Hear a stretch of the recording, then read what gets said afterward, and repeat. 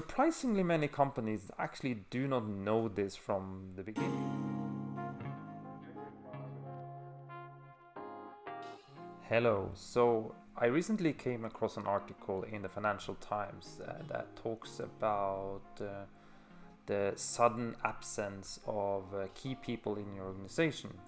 And it made me think back to something that happened to me many years ago when I was working as a sales consultant in a small sales team back in Norway, where it was the end of the financial year. And in my team, I was very junior, but in my team there was a senior sales manager, basically, who was very good at finalizing the deals, settling deals and everything. And coming up to the end of the financial year, he had a lot of deals going for him. And I remember the CEO of the sales organization, he was sort of counting on these deals coming through in the end. But then all of a sudden, due to a family emergency, the sales manager was off work for a long time, meaning that it created a limbo in the organization where all these meetings that was set up, those contracts that were supposed to be signed and everything, the trust that the sales manager had built with his client was at jeopardy, at risk, because no one could really step into his shoes. And this created a lot of chaos, not only in my team, but in the organization as a general, because they didn't really know what to do in this situation. And the article I read in the Financial Times was about the then CEO of a company called Page Group. It's a recruitment company from the UK. His name is Steve Ingham, and he was in a skiing accident that left him in a wheelchair, basically. He was not ready to leave the job. Obviously, he was off job for a long time due to he needed to recover, but he was still in a wheelchair. So due to like a strong resilience, but also the important part here is that the company stood behind him, and they really supported his effort to come back to the company as soon as possible. In the end, he did. What I wanted to talk about when it comes to this is that these kind of sudden absences, this sudden situations where people important to your organization is not available, these can happen at any time. It's not a what if, it's a when. And as an organization, you need to plan for this. Should be part of your organizational and HR strategy, basically. And sadly, a lot of companies don't take this into account, and it becomes chaos if someone very important is all of a sudden not available. So let me give you a little bit of an understanding of how you can prepare for this. And it's very straightforward. It comes straight out of any HR planning textbook, but let me break it down into 3 tips, basically. So what we are talking about is contingency planning, where you are planning for the unknown. What happens if so and so. So the first thing that you should consider in your organization is workforce mapping. Workforce mapping is, in essence, going back to the job description, like to understand what every role in your company, what every person in every role in the company is doing. You need to have clarity of that. I have talked to managers that is not really aware of the details of someone's role. I remember specifically talking to a manager, and I asked him about the marketing team and who did what, and it was basically like, well, they all do marketing. That was the answer. And I said, like, hey, but do you have specialists doing social media? Do you have specialists doing copywriting, or maybe designing ad posters and stuff like that? And he said, yes, we do, but I don't know who does what. And this is where sort of the workforce mapping comes into play, right? So a good workforce map has every role down to sort of the basic tasks they are doing.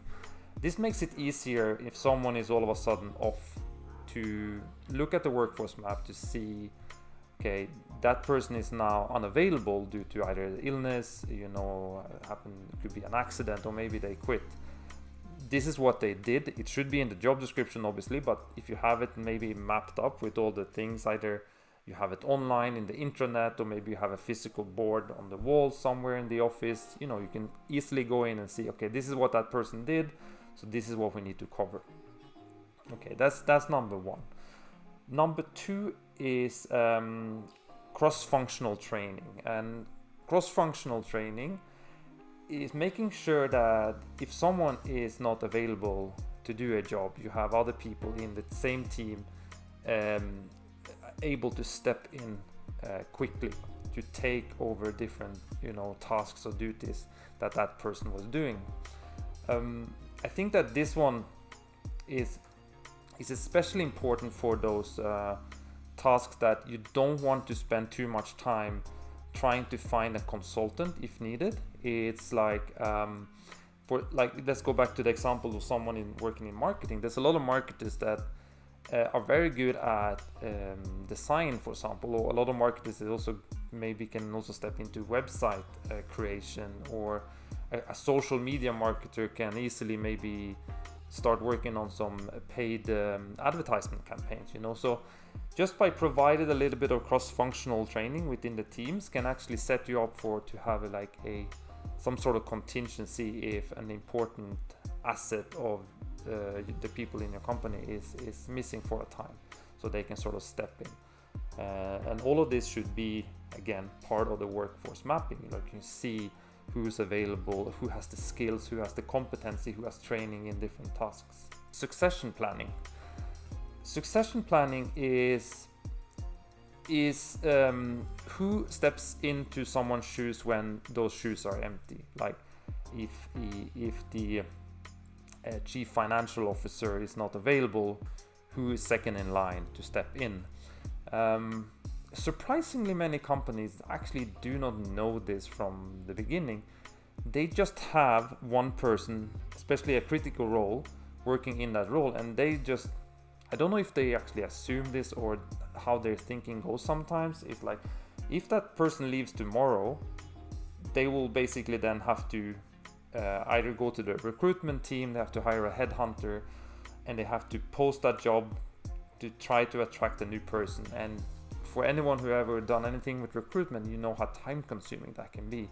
It's not only the recruitment part of it, it's the onboarding, it's the notice period a new person has, it's the training to get them on board, and I don't even want to mention the cost related to this. So with just a little bit of planning, succession planning, you can actually combine what I just talked about earlier, like cross-functional training and also the workforce mapping, to see which person in the organization is able on a short-term notice. I wouldn't say they are the perfect candidate to step into those positions, but they should be, because it's also something about creating continuity in your company, to keep people that know your organization well, to be able to be promoted within the organization.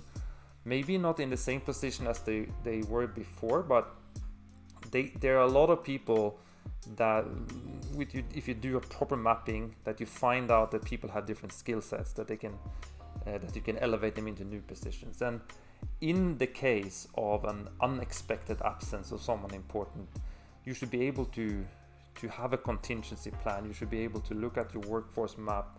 You should be able to say that you prepared with some cross-functional training, and you should have planned for succession within every role.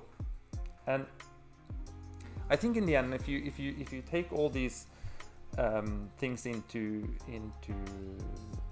consideration, what you do create is an organization who is more empathic for the roles they have and the roles that the other people in the same team has. So it's a little bit of a two-way street. So you are giving respect to every person in the organization by saying, well, we believe in you and we hired you to bring us forward, regardless of the position you have.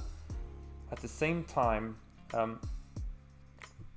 it helps them understand that they are also there to help the others. Like the example of Steve Ingham in the British recruitment company, the Page Group, where the team immediately scrambled to say, okay, he's not here now, but we can still keep this boat floating, and then when he's back, he can step into the role and continue the work he was doing before he went absent. Because these involuntary absences happen when you least expect it. So yeah, that's my 2 cents for today. Thank you very much for listening. I hope you liked it, and if you have any comments, if you do agree with me or disagree with me, please comment on that and we can have a discussion.